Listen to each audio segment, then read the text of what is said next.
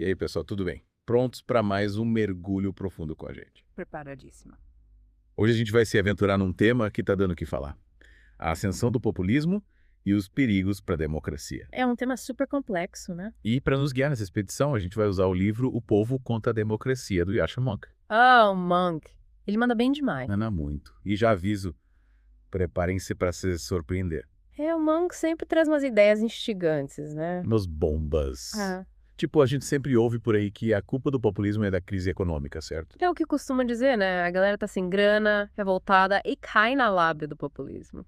Só que o Monk vai além dessa explicação batida, sabe? Ele mostra que as coisas são bem mais complexas. Ah, com certeza. A gente não pode simplificar demais as coisas, né? Não mesmo. E ele já começa o livro contando uma história que me deixou de boca aberta. Ele, pessoalmente, acreditava que o nacionalismo estava em decadência. Sério. Tipo, fim das fronteiras, mundo globalizado, essa coisa toda. Isso. Ele imaginava que a gente estava caminhando para uma era globalizada, com entidades como a União Europeia cada vez mais fortes. Faz sentido, né? Com a internet, as redes sociais, tudo conectado. Pois é. Mas a realidade deu um tapa na cara dessa galera. E o que aconteceu? O Brexit foi só a ponta do iceberg. A verdade é que o nacionalismo ressurgiu com tudo no mundo inteiro e a União Europeia, em vez de se fortalecer, está mais para um barco furado tentando não afundar. Caramba! E por que você acha que isso aconteceu? No Monk aponta vários fatores, mas um deles é a própria estrutura da União Europeia, sabe? É um desafio enorme equilibrar o poder entre os países membros. Imagina a dificuldade de tomar decisões com tantos países diferentes, com interesses diferentes. Integrar mais ou arriscar que tudo se fragmente. Difícil, né? É de roer as unhas. E aí o que mais o Monk fala sobre o populismo? Ele mergulha fundo na questão de quem são as pessoas mais suscetíveis a esse discurso, sabe? E não é quem você está pensando. Ele desbanca aquela ideia de que só quem está na pior é que se agarra ao populismo. Então, quem é que está mais propenso a cair nessa? Muitas vezes é justamente quem tem medo da crise, e não quem já tá nela até o pescoço. É o medo de perder o que conquistou, sabe? De virar minoria no próprio país. Entendi, é o medo do futuro, da mudança. Exatamente. E aí, para ilustrar isso, ele conta a história de uma amiga dele que vibrou quando Trump disse que amava as pessoas sem instrução. Que bizarro, por que ela teria vibrado com isso? Ela se identificou, entendeu como um reconhecimento de um grupo que se sentia ignorado pela elite. Caramba, é como se ela se sentisse parte de um grupo que estava sendo visto pela primeira vez. É isso. E por falar em bizarrices, segura essa. O Monk descobriu que o celular, acredite se quiser, teve um papel crucial no aumento da instabilidade política. No celular? Mas como assim? Ele traz um estudo mostrando como o celular empoderou grupos rebeldes na África, sabe? Facilitando a comunicação, a propagação de propaganda e a coordenação de ataques.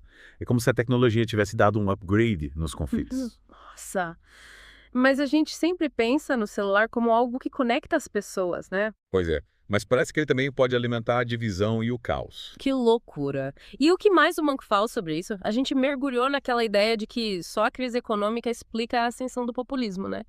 A gente viu que tem muito mais coisa por trás dessa história. Mas agora vamos mudar um pouco de assunto. Bora lá. O Monk também fala sobre essa transição que rolou de democracias monoétnicas para multiétnicas. É verdade. É. E ele argumenta que essa mudança em vários países foi mais turbulenta do que se imaginava, né? E para explicar isso, ele volta lá atrás, no tempo da República Romana, sabia? Nossa, bem antes do populismo moderno, então. Sim. Por muito tempo, a cidadania romana era restrita a um grupo específico. Você tinha que nascer em Roma para ter direito a voto, para participar da vida política. Tipo um clube VIP, né? Só a elite tinha acesso. Isso. E mesmo quando a cidadania foi ampliada para todos os homens livres do Império, ainda rolava uma questão de identidade cultural. Quem era romano de verdade? Quem mandava, quem tinha direito de ditar as regras do jogo, né? Exatamente. E essa questão da identidade cultural, de pertencimento a uma nação, é central para o Monk. Ele mostra como a imigração em massa, no pós-guerra, mudou a cara de muitos países. Gerou um choque cultural, né? Muita gente chegando com costumes e culturas diferentes. Imagina, você vive num país onde a maioria das pessoas compartilha a mesma cultura, a mesma língua. De repente, chegam milhares de pessoas de outros países com costumes diferentes, religiões diferentes, jeitos de viver diferentes. Causa um atrito, né? Claro. E aí entra a questão da identidade nacional. Quem somos nós? o que nos define como nação. E é aí que os populistas entram em cena. Exatamente, eles exploram esse medo, essa insegurança, se apresentam como os defensores da cultura tradicional, da identidade nacional ameaçada pela invasão estrangeira. Cria um clima de nós contra eles, né? Isso, o povo contra a elite globalista, que quer destruir tudo que a gente conhece e ama. E o Monk também fala da tecnologia, né? Que ela amplificou o alcance dos populistas. Sim, ele usa o exemplo do celular empoderando grupos rebeldes na África para ilustrar o poder da comunicação na mobilização social. E aí ele fez um paralelo com as redes sociais, né? Essas redes sociais são um terreno fértil para notícias falsas, para discursos de ódio, para manipulação, e os populistas sabem usar isso muito bem. Espalham suas mensagens e conquistam seguidores. É como se as redes sociais tivessem dado um megafone para eles. E dentro daquelas bolhas que se formam online, as ideias deles acabam sendo repetidas e amplificadas, né?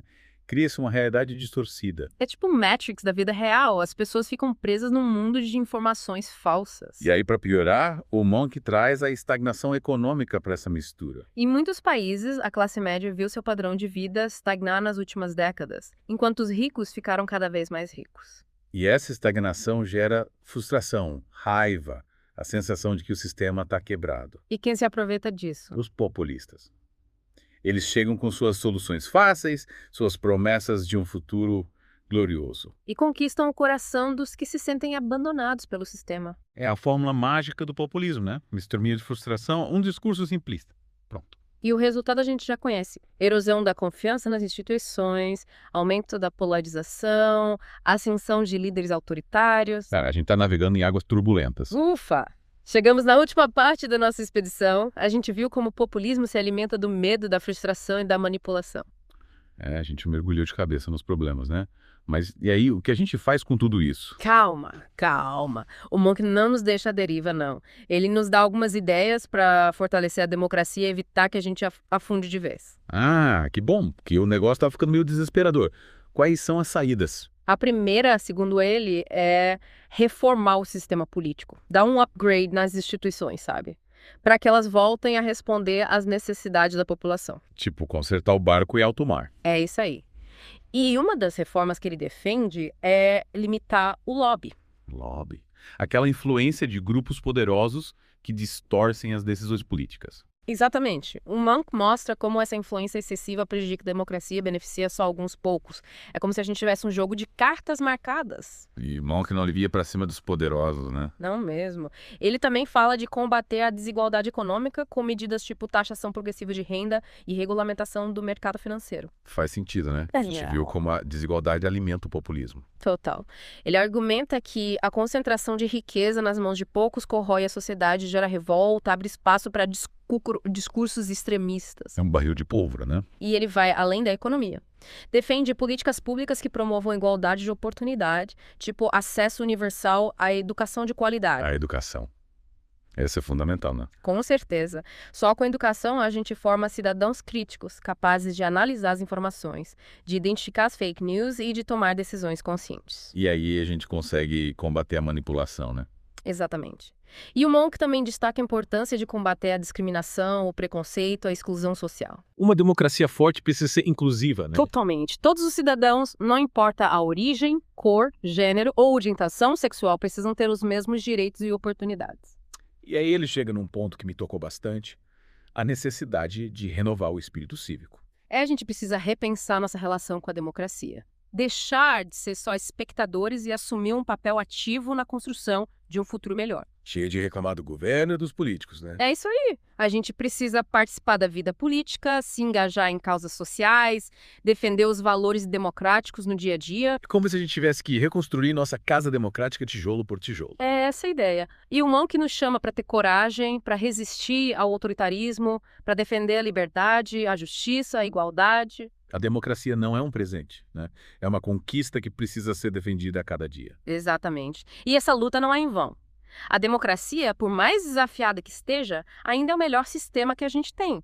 É o sistema que nos garante voz, escolha, liberdade. É isso aí, pessoal. Chegamos ao fim da nossa expedição. A gente explorou os desafios da democracia no mundo de hoje, mas também descobriu que existem caminhos para superar essa crise.